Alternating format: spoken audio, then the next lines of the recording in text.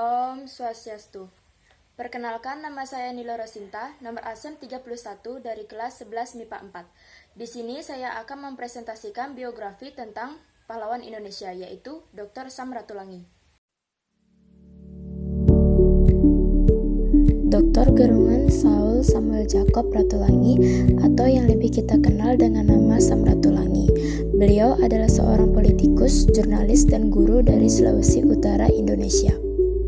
Beliau lahir di Tondano, Minahasa, Sulawesi Utara pada tanggal 5 November 1890. Ia adalah seorang pahlawan nasional Indonesia, juga sering disebut sebagai tokoh multidimensional yang dikenal dengan filsafatnya, yaitu Sito Timo Tomo To, yang berarti manusia baru dapat disebut sebagai manusia jika sudah dapat memanusiakan manusia lainnya.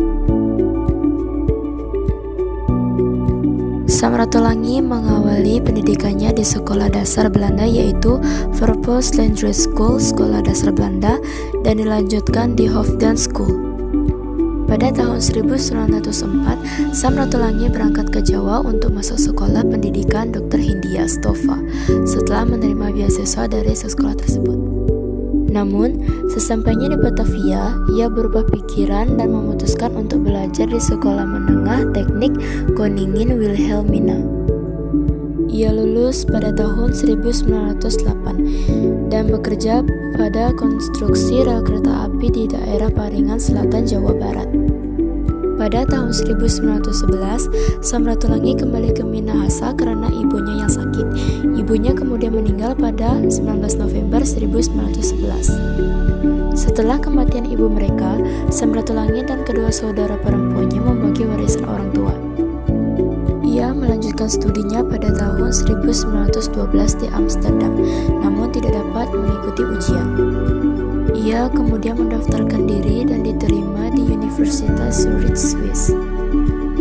Pada tahun 1919, ia memperoleh gelar doktor der Naturfilosofi untuk ilmu pasti dan ilmu alam dari universitas tersebut.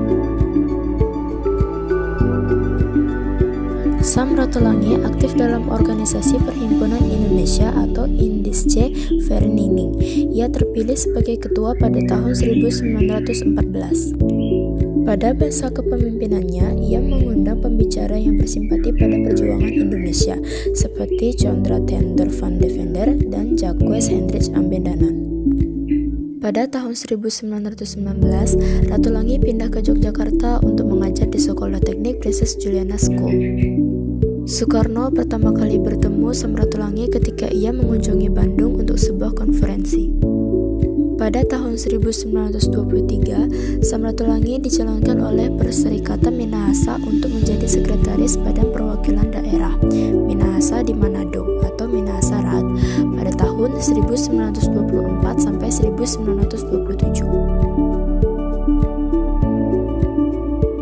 Pada tahun 1927, Sam Ratulangi diangkat menjadi anggota Dewan Rakyat Volksraad untuk mewakili rakyat Minahasa, mengkritik pemerintah kolonial yang akhirnya dianggap resiko bagi mereka.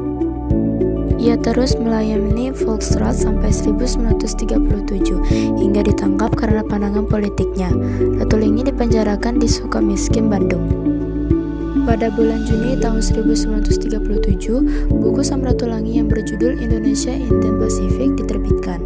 Tertulis dalam bukunya, Ratulangi memperingatkan terhadap militerisasi Jepang dan meramalkan bahwa Jepang mungkin menyerang kepulauan Indonesia. Pada tahun 1938, setelah dibebaskan dari penjara, Sam Ratulangi menjadi editor Nationale Commentaren, sebuah majalah berbahasa Belanda. Tanggal 20 Maret 1942, setelah Belanda menyerah kepada Jepang, pihak Jepang melarang segala jenis kegiatan politik di Indonesia. Pada awal Agustus 1945, Sam Ratulangi diangkat sebagai salah satu anggota PPKI mewakili Sulawesi. Rapat PPKI membagi Indonesia ke dalam wilayah-wilayah administratif di mana Ratulangi diangkat menjadi gubernur Sulawesi. Setelah kembali ke Makassar dan secara resmi mengumumkan proklamasi kemerdekaan, Ratulangi dihadapkan pada situasi yang sangat sulit. Jepang pada awalnya belum siap menyerahkan senjata mereka. dan pasukan sekutu tiba pada bulan September 1945. Kedatangannya mengikuti sertakan unsur-unsur sipil Hindia Belanda, Indonesia, dan KNL yang siap mengambil daerah Hindia Belanda seperti sebelum perang. Dengan masuknya semua orang-orang asing, pemuda Indonesia bersiap untuk mempertahankan kemerdekaan Indonesia. Ratu Langi mampu mengadakan negosiasi dalam upaya menjaga perdamaian selama 2 bulan. Pada tahun 1946, Ratu Langi dan beberapa stafnya diantar oleh polisi militer Belanda. Mereka dipenjara selama 3 bulan kemudian diasingkan di Pulau Serui, Papua Barat.